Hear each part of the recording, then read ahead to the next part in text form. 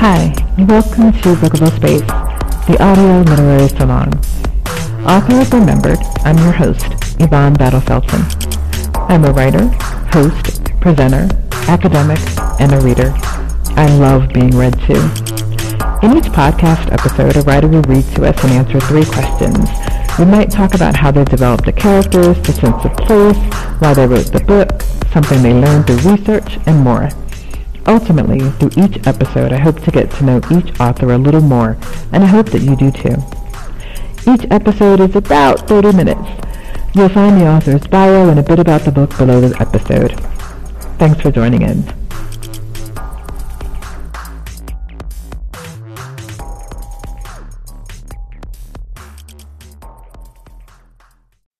Hello, and thank you for joining us for this episode of Bookable Space. I'm your host, Yvonne Battle-Felton, and today we're joined by Lainey Love. Lainey will be reading A Bigger Mission. Lainey, thanks so much for joining us. Thank you so much for having me. This is so exciting. Oh, it's my Love pleasure. books. Oh, see, I think isn't that perfect? When you're writing and you're editing and you do what you love, and then you get to produce a book that you love, and then you get to read from the book that you love. It just seems like such a wonderful thing to do. It really is. I consume a book a week. I just love books, all kinds of books, whether it's textbooks or fiction or fantasy or whatever it is. I love books. I love holding them, and I love also audiobooks. I love that we have all of this access to creativity and to different perspectives and stories. It's a perfect time for me. I wish I could just hide away in a library and read all the time.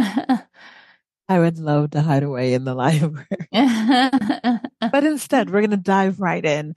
In a sentence or two, can you please tell us a bit about the book?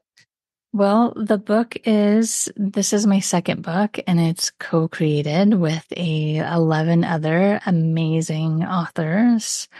And it is basically a book about personal triumph. So each author shares a story that they endured, because they're all typically traumatic stories, and what it is that it took for them to be able to make it through that, and what it's like being on the other side. Wow. So where did the idea for the book come from, and what made now the time to do it? Well, I think now is divinely orchestrated, because it only took me almost 15 years to write my first book. I think it took me 12 to get my first one out there. So, and not without trying and not without desire. I'm sure that many writers can resonate with that. So I really do think that timing is divinely orchestrated. But how this particular book came to be was I was in a lovely, wonderful program specializing in trauma with these amazing professionals. And usually, for all the authors out there, when you say, "Oh, you're an author," usually the response is, "Oh, I've always wanted to write a book." And so I heard that enough times that I just felt like, hey, it took me so long to be able to do it. I know all the challenges. I'm freshly finished the process. Why don't I just invite you all to do the process with me? So then you can gain the courage and the confidence within yourself and your abilities to know that you can do it, that you're an author, you'll be familiar with the process, and you'll have this beautiful book. And then I'll have another book that's complete as well. So that was initially the motivation behind the book. And then it turned out to be even better than I imagined, as I was just looking at it as an opportunity to teach and share, and for me to learn and grow. I didn't know that it was going to turn out to be such a beautiful, impactful, really inspiring and uplifting book, and filled with just raw emotion. And examples of the human spirit, and that it would be so loved and really do as well as it has done. We've gotten really amazing feedback. We've been a bestseller in a couple of different categories, and we're working on a workbook and the audiobook as well. How wonderful. Could we have our first reading, please? Yes. I will start with my chapter 2. No one is coming to save me. The night I got mugged, I fractured many pieces of myself and wouldn't know the extent of my wounds until many years later. I knew I wasn't making the right choice. My intuition urged me to take the long way, the safe way. I dismissed my inner knowing in favor of saving myself 5 minutes. It was this dismissal and the event that followed that would become the catalyst for what would be the beginning of a significant breakdown in my body, which in turn would be the very thing that kept propelling me forward on my mission to restore my health and achieve self-mastery.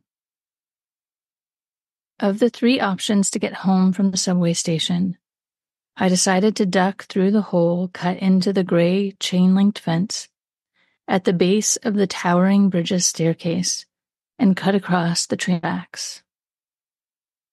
A prohibited path most often favored by the people in my neighborhood. The tall bridge that arched across the train tracks felt eerie and isolated, especially at night, which it was. The idea of climbing the steep steps into a dark abyss of sky where the chill October winds would bite through my coat to my bones was not appealing. The bridge never felt safe, even on a sunny day. It made me feel vulnerable and trapped. Once you got to the top of those steps, you were alone. Walking across the lengthy bridge deck evoked a sense of unease, and going down the long concrete staircase on the other side often felt like descending into a treacherous trap. Which is exactly what I would have been doing that night. The last option, the longest route home, the safe way, was taking the well-lit sidewalk along the side of the road. It backtracked a bit, which is why it took a while longer, but it was practical and smart. The passage you would instruct your child to take home because it ensured their safety, a route I seldom took. I stopped at the base of the staircase, contemplating which way I would take home. Stairs, the shortcut, or the long way around. After a few moments and an extended pause of hesitation, I ducked through the familiar hole in the fence to cut across the train tracks. This was the way I took most often. So why did I feel hesitant this time? Walking along the foot-stomped grass, following the path created by the many local residents who carved their route through the foliage that grew wildly in the area surrounding the tracks, I carried an uneasy feeling. A few minutes later, I could see the exit ahead and breathed a sigh of relief. I mocked myself for being on edge and felt silly for being so tense, walking home in this familiar path. I was fine. Everything was fine. I was steps away from the hole in the fence that opened up into the densely populated area, lined with rows and rows of houses brought to life by the families, professionals, and retired couples that filled them. The streets gleamed with the light of the street lamps, and warm glows came from the windows of several houses. I was safe. Even still, a foreboding feeling wouldn't leave me alone. See, I made it through, I thought to myself. Relax, I told myself. I was almost there, and a few more steps, I would be at the exit. Then, I heard something behind me.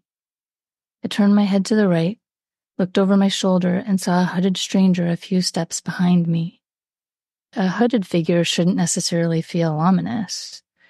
It was appropriate attire for a Canadian fall night, right? As soon as I turned my head back to face forward, it happened. All the warning systems in my body went off. My body knew before my brain did that I was in trouble. My brain, my programming betrayed me. My first thought about feeling the alarm in my body going off was that I didn't want to offend the person behind me. I didn't want to hurt his feelings by screaming or running. I was more concerned about protecting his pride and not being seen as rude than my safety. Those moments of second-guessing myself cost me. I decided a fraction too late to pick up my pace. I thought I had made it by the skin of my teeth. I was sliding my leg through the exit hole in the fence when he spoke.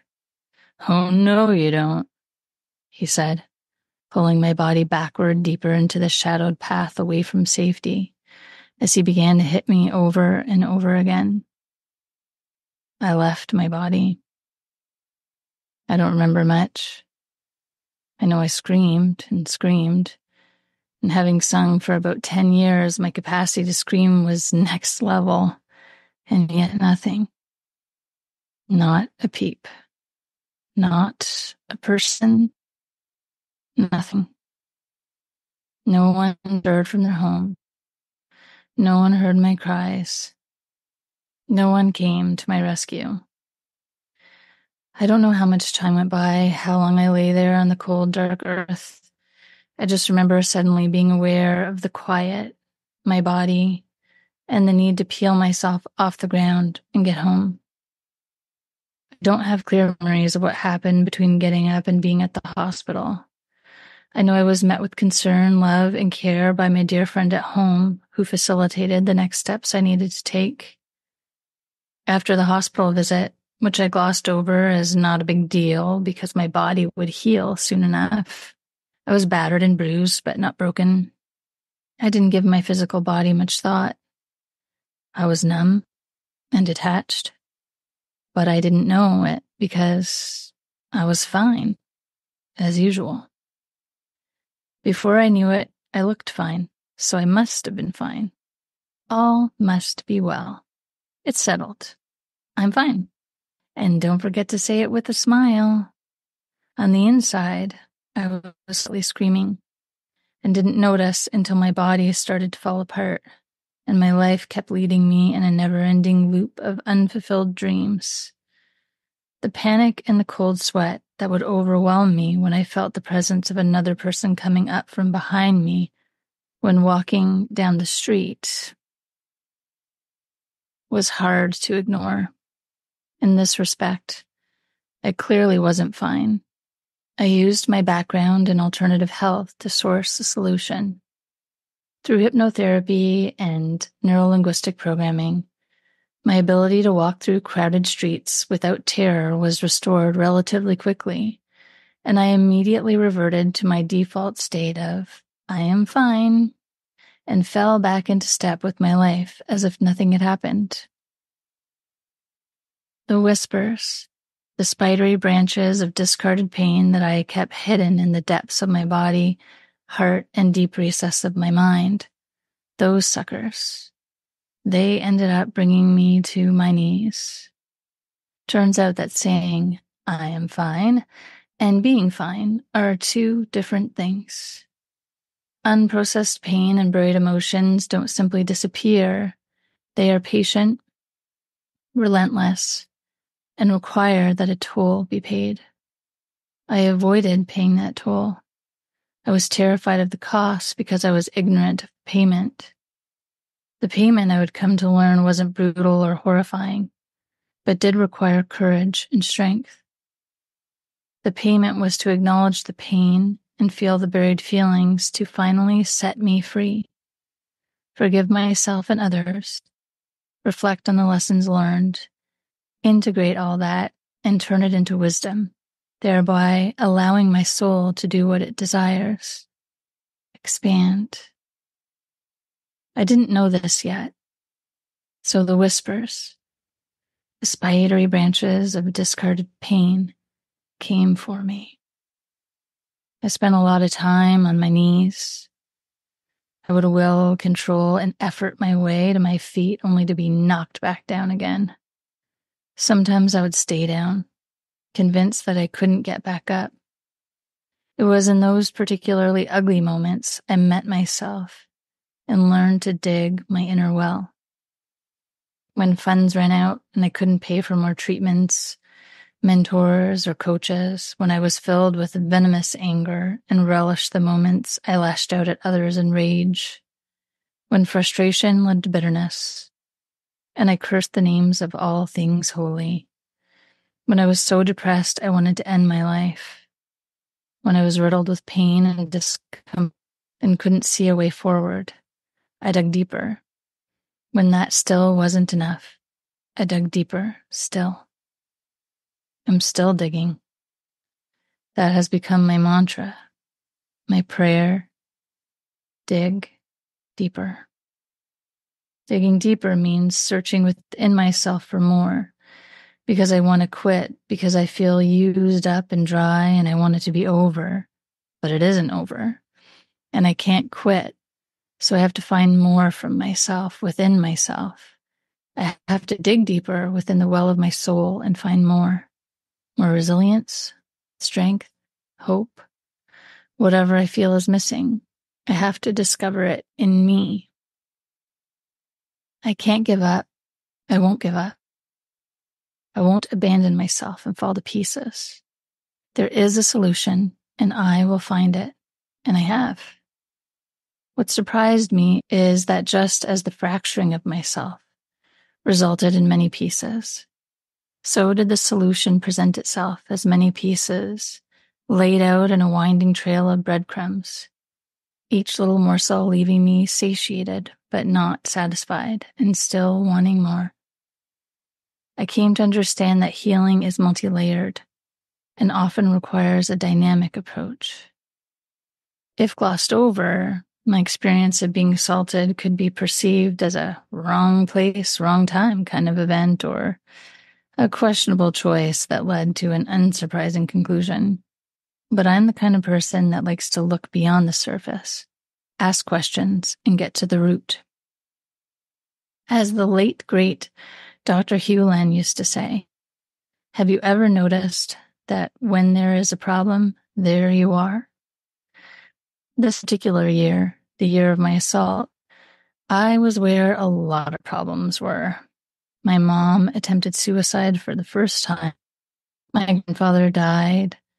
The person I was involved with cheated, and I got bit in the neck in my sleep by a bat and had to undergo rabies treatment. Still waiting for my superpowers to kick in. It was a hell of a year, and I concluded that I was the common denominator, and the universe was asking me to take a good long look at myself. The story for another chapter in another book.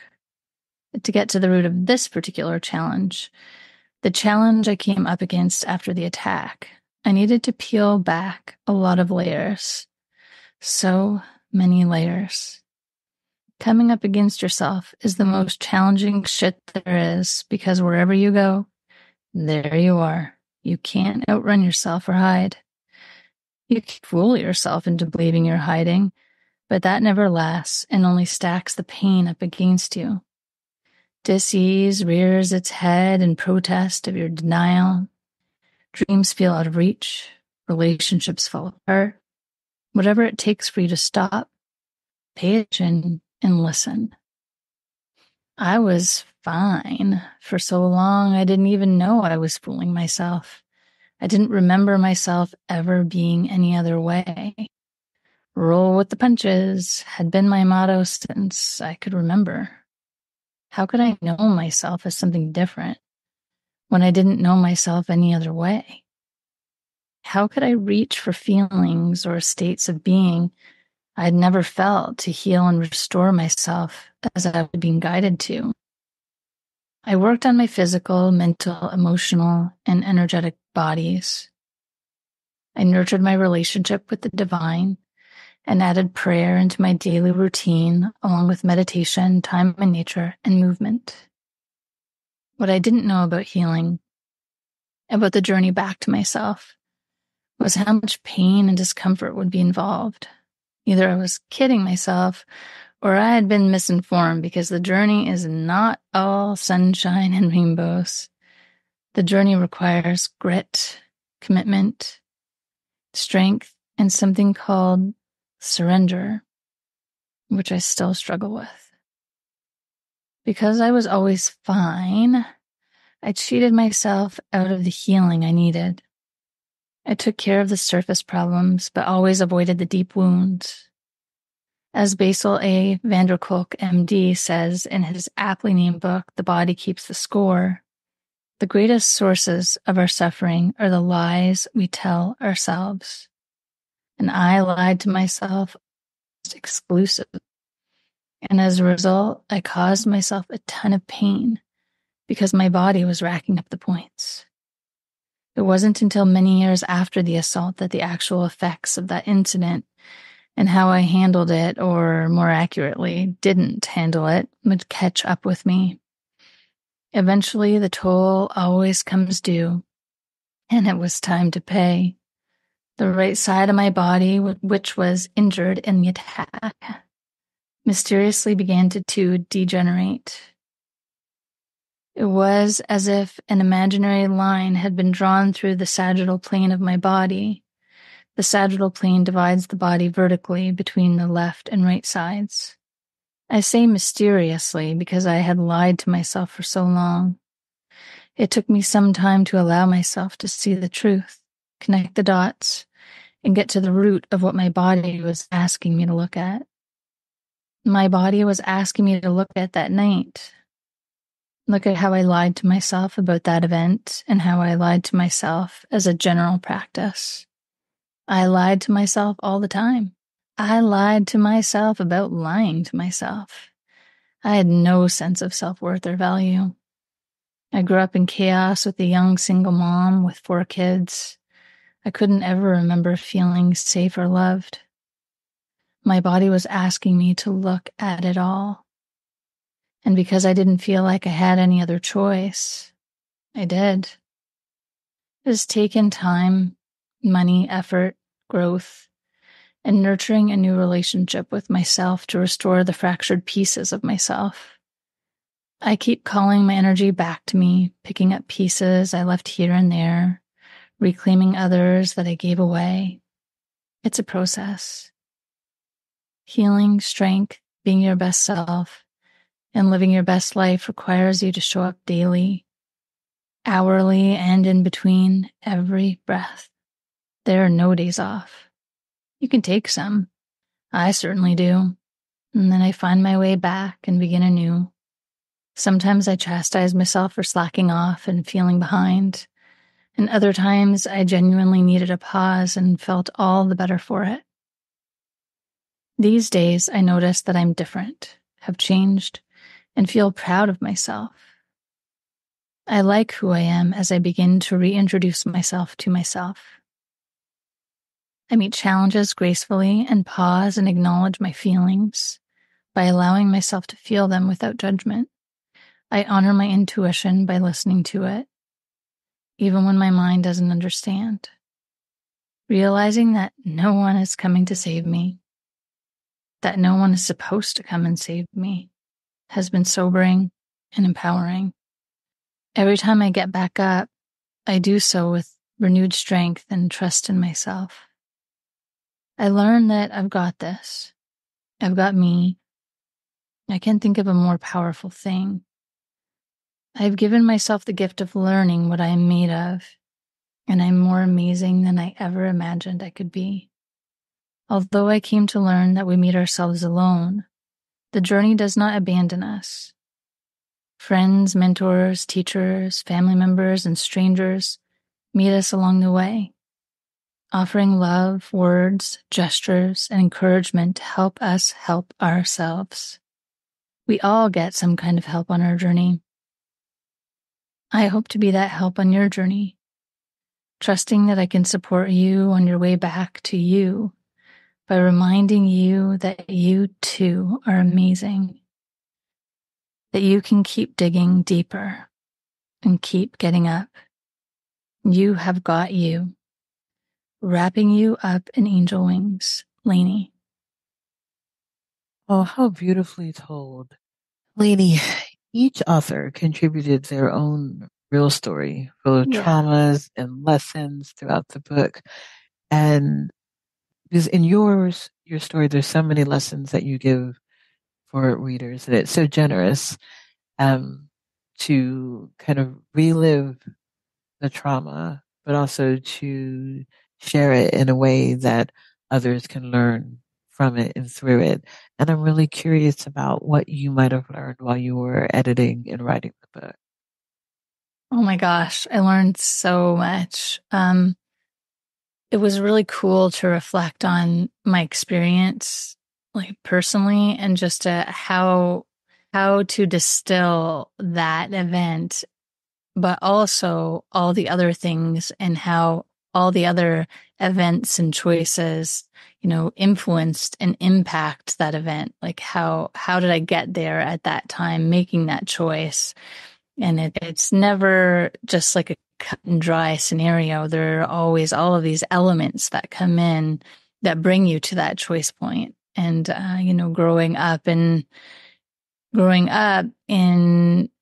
a chaotic, unhealthy environment and having never felt safe, that was my imprint. I'd experienced all kinds of trauma growing up, different forms of abuse. And I know my mom did her best. She was just a teenage mom and she didn't have the tools or the stability herself. And so it was no wonder that I ended up in that particular situation. And so it was an opportunity, it was so many moments coming together in that one time frame, or in that year also, reflecting on that year, that was a heck of a year. But also in learning about everybody else's stories, and then the joy in helping them to tell their story from their voice in their unique way, that it doesn't become like a washed in one voice and in one style of writing. Like, how is it that everybody can be them and use their wording and their cadence and their personality? And that was something that I didn't expect to be, nurturing each author and helping to champion them to tell their voice and their story, and helping them to develop that. And that was probably one of the greatest gifts for me, was getting to take on that role and discovering a new passion and a new skill set within myself. Oh, I love that for you. Thanks for listening to Bookable Space. If you don't already have the book and want to read more, buy it, borrow it from your local library, read it, and if you enjoy it, review it if you haven't already. I hope you'll join us for the next episode of Bookable Space, the audio literary salon with your host, Yvonne Battle-Felton. Follow me on Twitter at ybattlefelton, on Instagram on YIWriteBattleFelton for pictures, interview insights, and more.